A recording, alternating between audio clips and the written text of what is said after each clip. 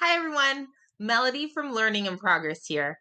And this is a recording of the free webinar I give today. And that webinar is part of my series called Teachers Learn Too. Every month, I give a free webinar and I invite teachers, administrators, support providers to join me in a Zoom lesson and dive into the topic for the month. Now, these topics are often voted upon.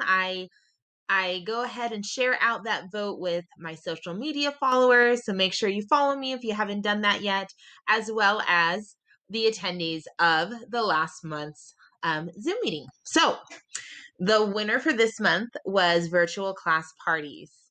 In 2020, it has been challenging to say the least. We, as teachers, have been asked to kind of recreate our job. And in my humble opinion, a big part of our job is classroom community, classroom culture, and really giving our students the opportunity to enjoy each other's company. And that, of course, happens during class parties. So, me, along with, of course, other teachers, I really had to rack my brain about how can I recreate those fun activities, those classroom building activities in a virtual environment or a socially distanced environment for those of you that are back in the classroom.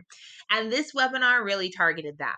So I'm going to go ahead and walk us through what we discussed during the webinar today, and feel free to ask me any questions via email.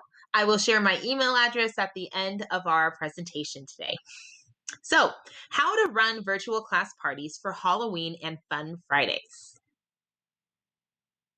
And this is, you'll see at the bottom of the screen that I referenced a Google Slides with links. This is the actual presentation. So you'll be essentially kind of experiencing what the attendees experienced today. All right, so these were the links. This was our agenda for today. I started with an introduction of myself. I'll get to that soon. And then we dug right into our upper grade Halloween party. So in my TPT store, I've created a Zoom escape room, and this is really meant to be done during a live Zoom lesson.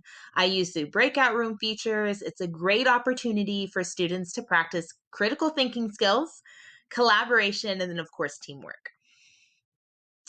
We then kind of dug into a sample and we got to experience a couple of these logic puzzles from the escape room.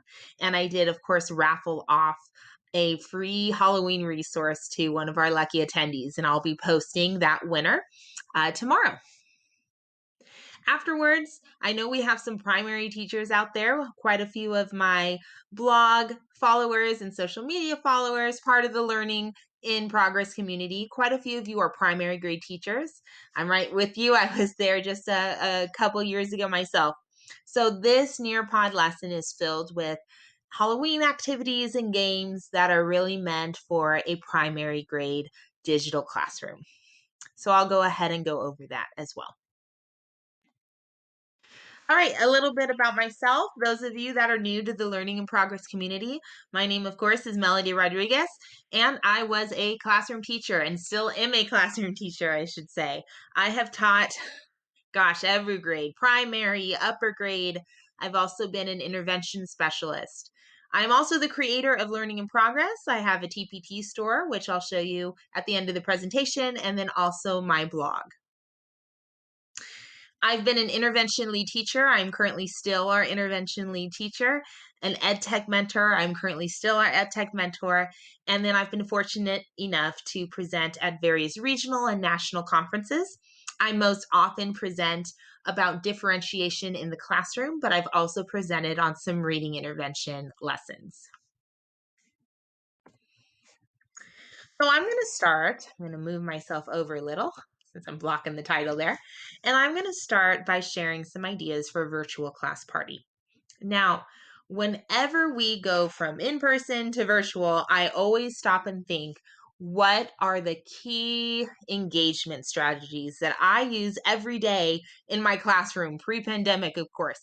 And one of them, of course, having a management system. So that buy-in, that a reward system. If some of you had treasure boxes or Intrinsic prizes, all of that is great, but making sure that we create a virtual version. So for my classroom, I always use ClassDojo. This is a go-to. And this has been my go-to for both primary grades and for upper grade students. They just love it. So for my holiday parties, I am going to use ClassDojo as a way to earn points and then also a means of separating into teams. This is one way to separate into teams. I will also later in the presentation go over how you can use spinners to separate into teams as well. Nearpod. And I know I talk a lot about Nearpod, but I love it. It is a great way to engage students and be able to see their work in real time. So today, later in the presentation, I'll be going over how we can use Nearpod to not only strengthen the reading skills of our students, but to also create some fun holiday activities that they're sure to look forward to. Zoom breakout rooms I will be going over as well that I use in our escape room. This is awesome, awesome. To really promote that team spirit and collaboration. So we will be going over that in just a moment. I did want to point out that we also, many of you may have used Scratch before.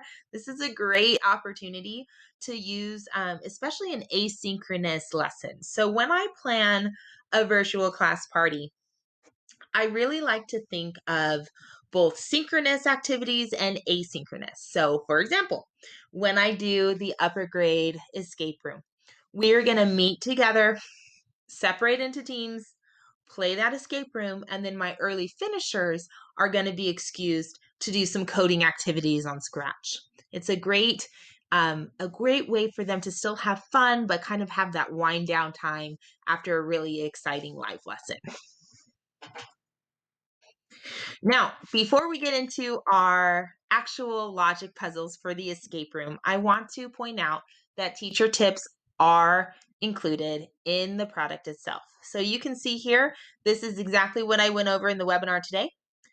These are the 3 steps that I would use to help manage an escape room.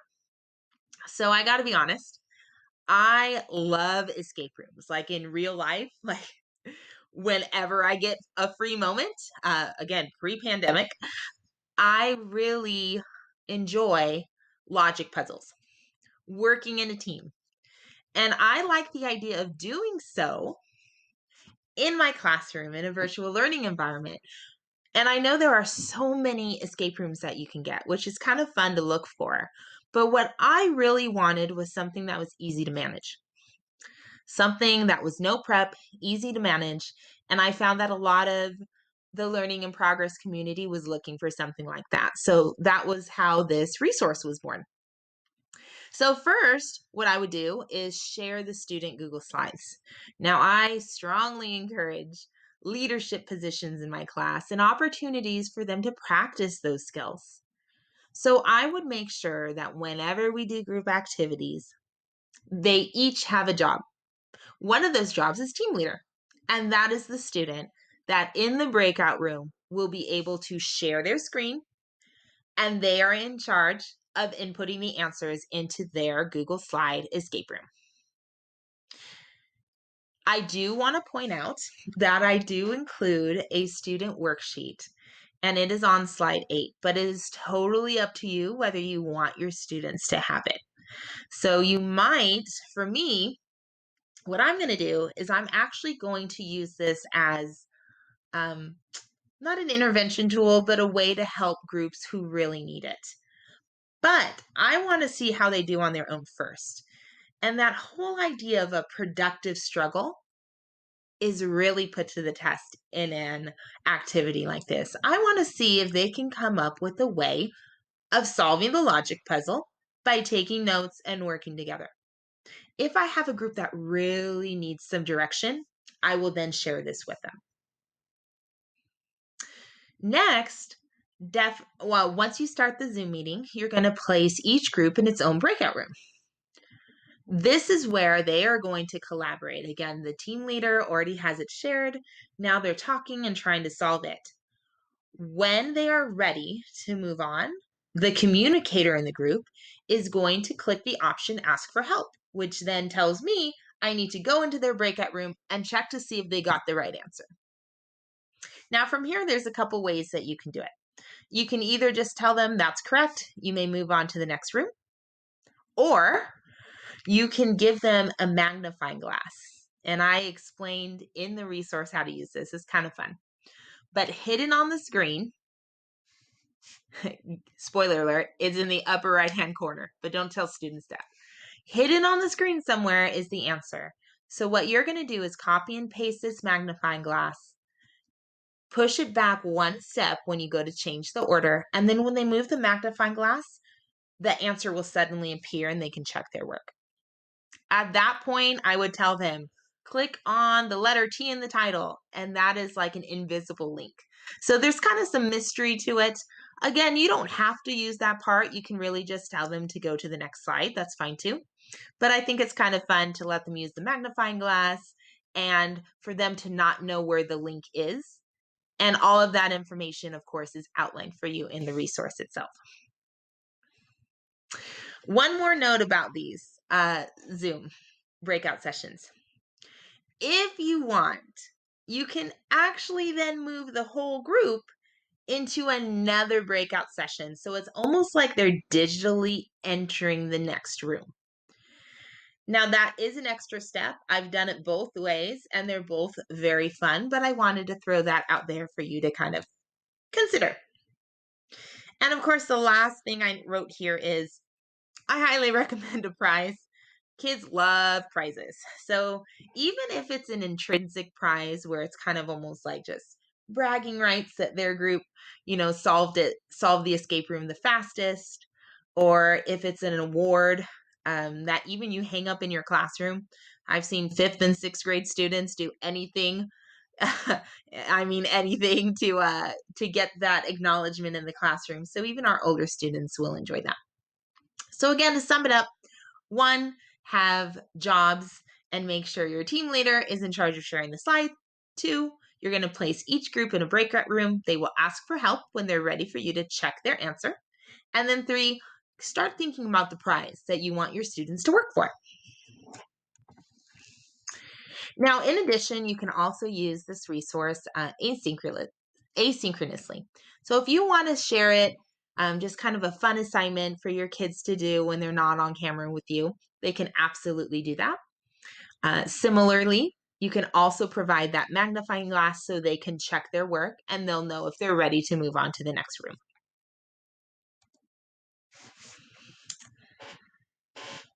All right, so now we're going to look at some of the logic puzzles.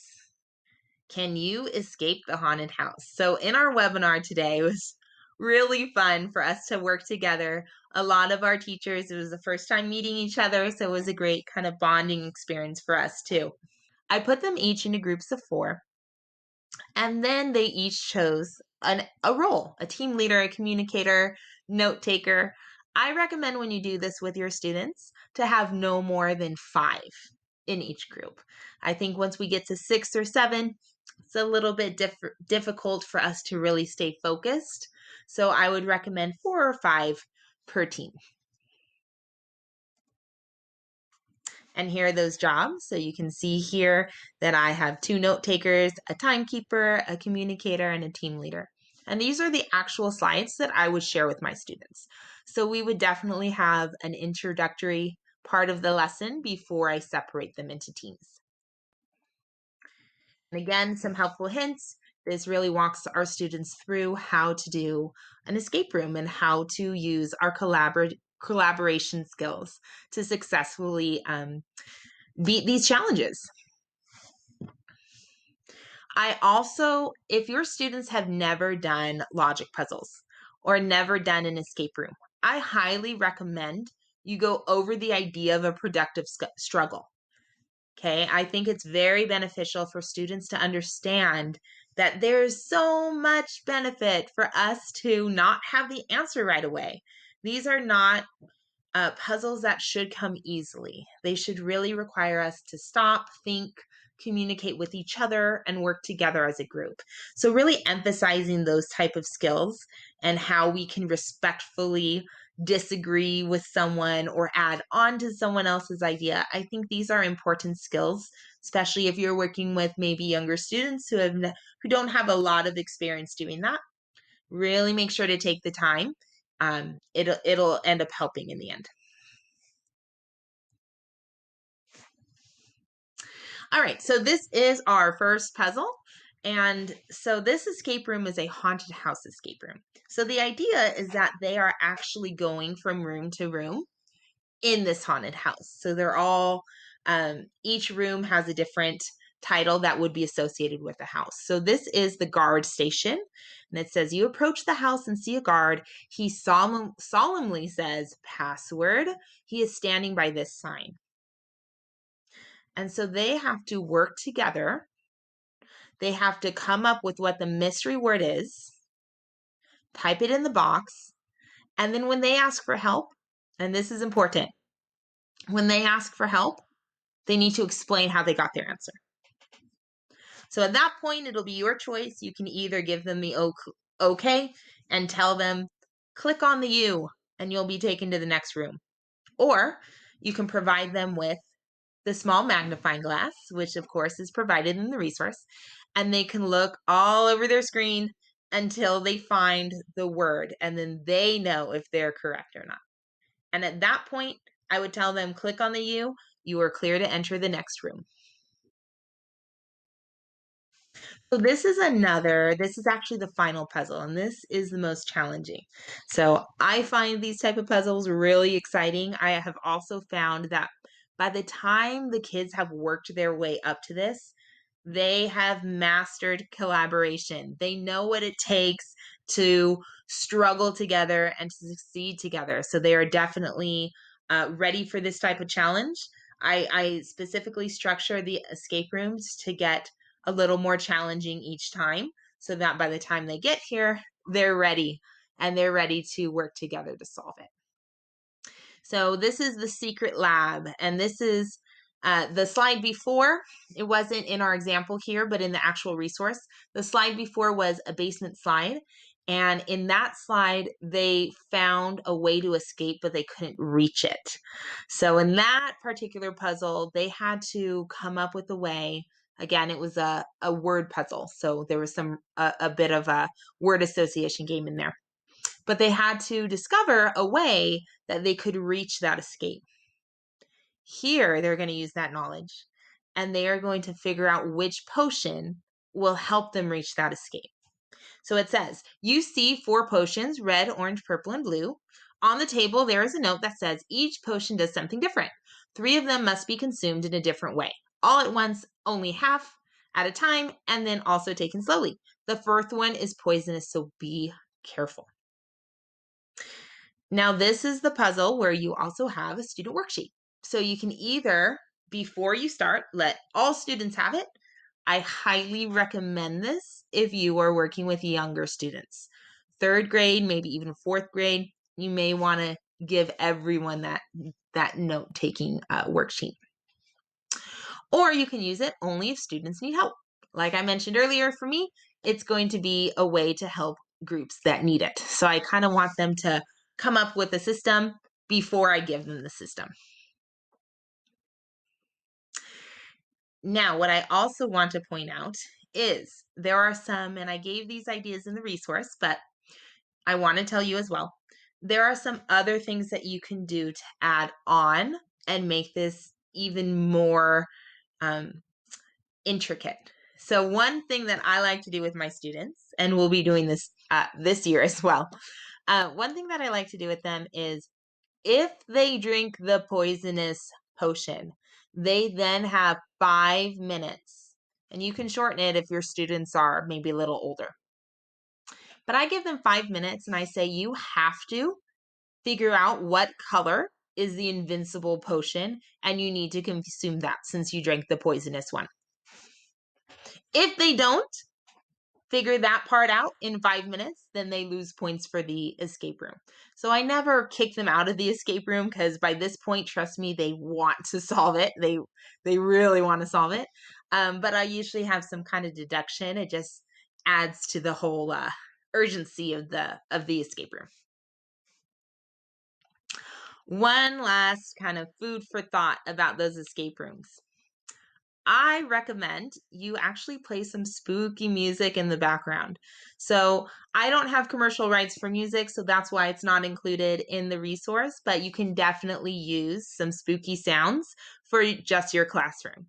I myself am probably going to do that as well. So I will download some free music, or I have some on my phone, and I will actually insert that into the Google slide so that when students start the escape room, they click on it and there's some nice ambient music kind of adding to that theme and the mood, the atmosphere. Another thing you may want to consider doing, and of course this depends on your students. So if you have a little bit more uh, older students or students that are used to these type of puzzles, to add an extra challenge, you can actually time your breakout rooms. So you can set your breakout rooms to close after 40 minutes, for instance.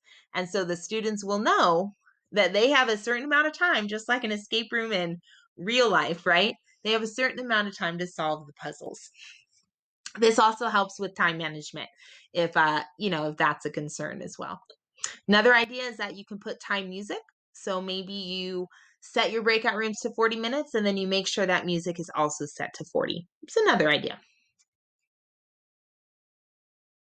So looking back at our agenda, we have now played the escape room. So again, at the webinar today, we had a lot of fun doing that. It was pretty exciting.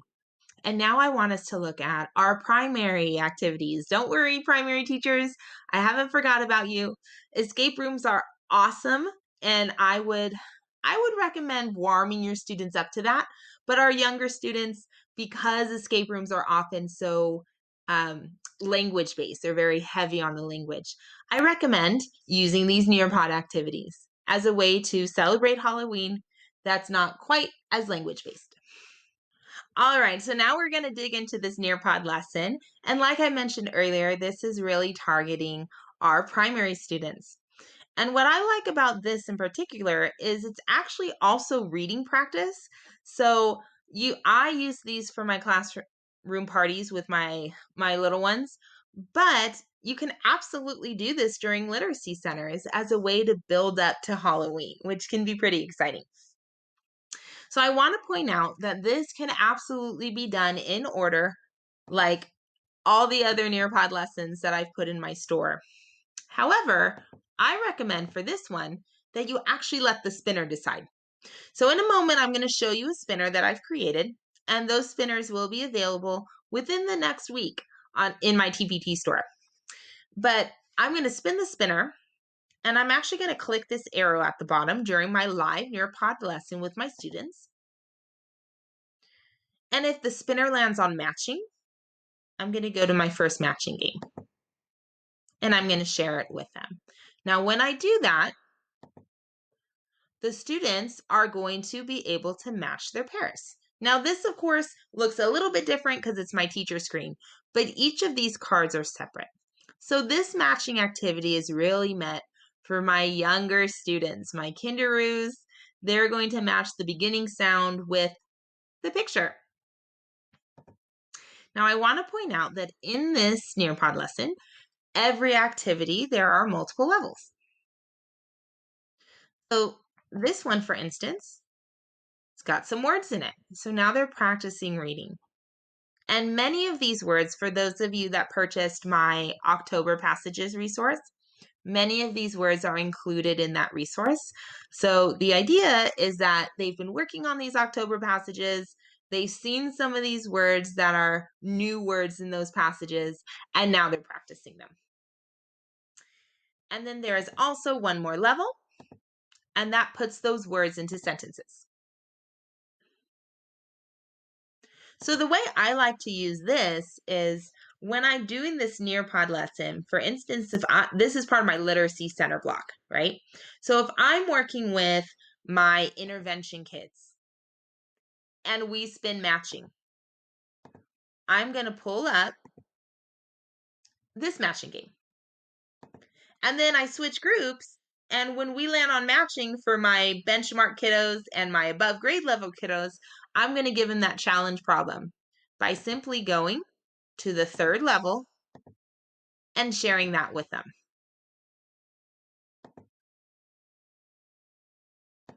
Then I bring up my spinner again, and again, I'll show you those spinners momentarily. But I'm going to bring that spinner up again, and let's say we land on draw it. I'm going to share the screen. I'm going to read the directions to them, and then I'm going to choose a level. So it can either be a one word that they have to draw. So I don't read this for them. This is reading practice. So they're going to sound it out, and I'm going to tell them, draw the word after you read it. And they are then going to draw on the screen. And now for this teacher screen right now is blank because for the purposes of the webinar, I don't have anyone on here with me. But if I had some students, you would see images of what they drew in real time.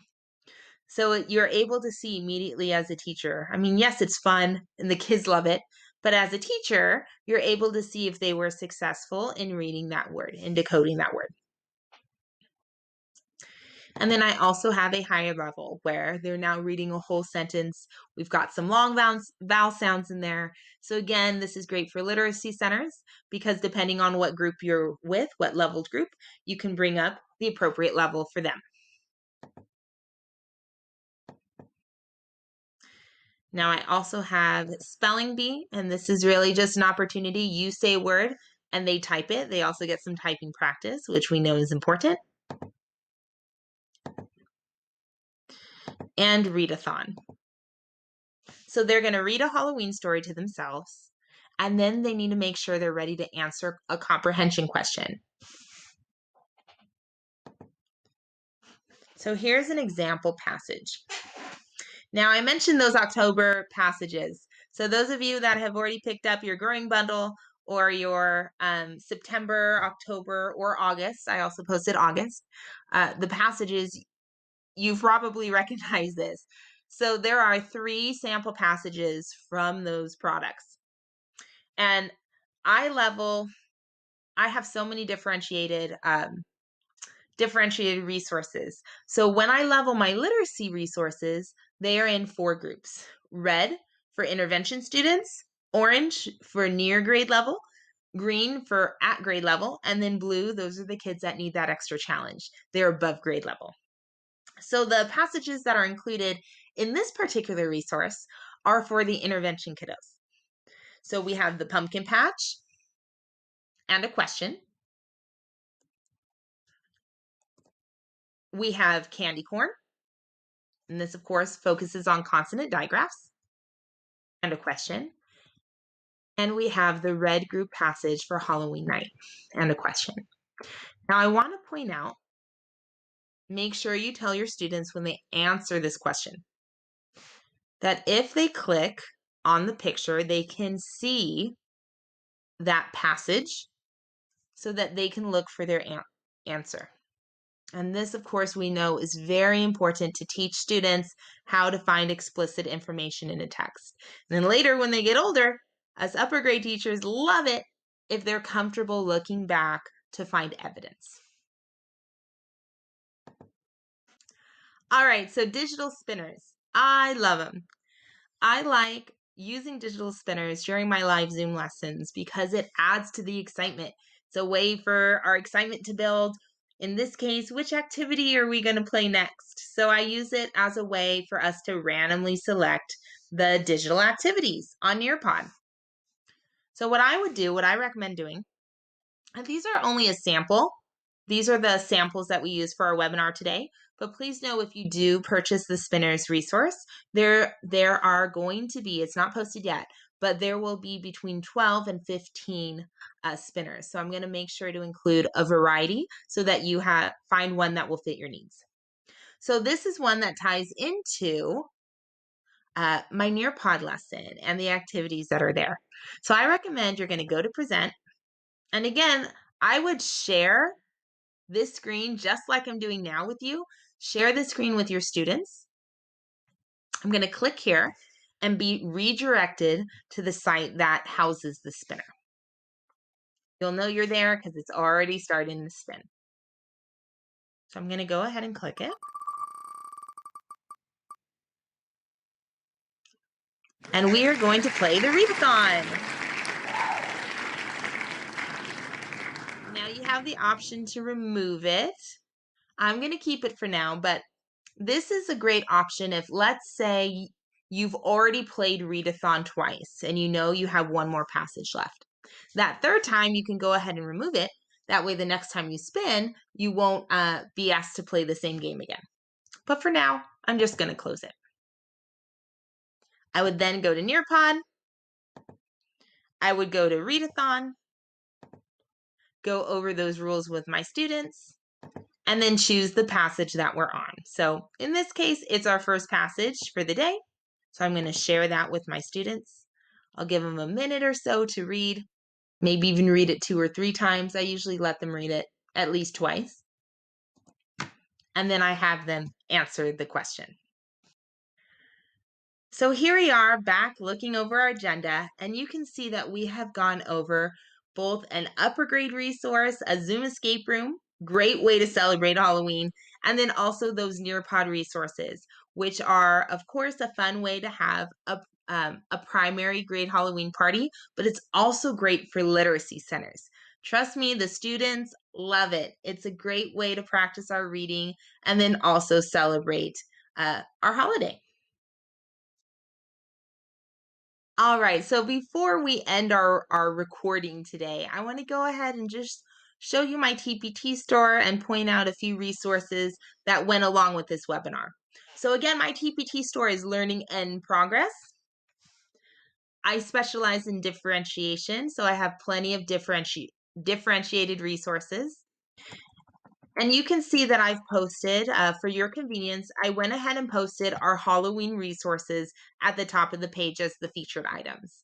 And these are the resources that I mentioned in today's webinar. So I have for our primary grade teachers, I have, of course, those Nearpod activities. That's what we went over in today's webinar. So all of those great activities, those fun games, can all be found in this Nearpod lesson. I also mentioned today, and a few samples are included in the Nearpod activities, but this product, the October Passages, includes all of the passages. So there are 4 levels per passage. Again, my colors are red group for intervention, orange group for near grade level, green group is at grade level, and blue group is above grade level. And those small groups and those classifications are included in the resource. So I walk you through how you can use these passages in your literacy block. I also want to point out that there is a different level passage for each of these phonics skills. There's one for short vowel sounds, 4 levels. There's 4 levels for consonant digraphs. There's 4 levels for long vowel sounds, 4 levels for words with the magic E. There's 4 levels for R controlled, and then of course 4 levels for the diphthongs. So as you can tell, there are several passages that are included in this one. I highly recommend it. They do go along with your Nearpod activities. If you are interested, I just want to point out there's also a growing bundle. So if you're interested in getting kind of these monthly passages, the sooner you buy, the more you save. Upper grade teachers, if you're looking for the resources that we talked about today, that escape room is right here. So again, it is so fun. I highly recommend it. But I do also understand escape rooms can take quite a bit of time to plan and prep. It takes a little bit of time to, of course, research and plan the logic puzzles, but then actually putting it together in the Google Slides, I understand it does take a little bit of time. So if you're looking for a no prep option, go ahead and grab this from my TPT store. And last but not least, this was not mentioned in the webinar today, but if you teach kinder or even preschool and you're working on those early number skills, I do recommend you take a look at this as a Nearpod lesson, and they can actually practice and learn how to write numbers 1 through 5. Now, this lesson will be part of a larger bundle, which should be posted shortly.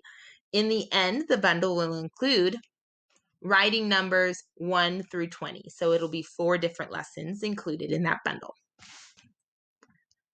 All right, so I do want to take this time to thank you so much for watching this recording. I appreciate you, your students appreciate you. And like I always say, it's such an inspiration to meet so many teachers who are willing to take their own time, what little we have, trust me, I know, to take what little time you have and dedicate it to making this school year a success for your students. Thank you, I commend you, and I appreciate you. Now, if you have any questions about something covered in today's webinar or any of the other webinars that are posted on my blog, please don't hesitate to reach out. My email address is melody@learninginprogress.com. MELODY at learning-n-progress.com. Feel free to reach out, follow me on my social media platforms, and I hope to see you at our next webinar. Bye, everyone.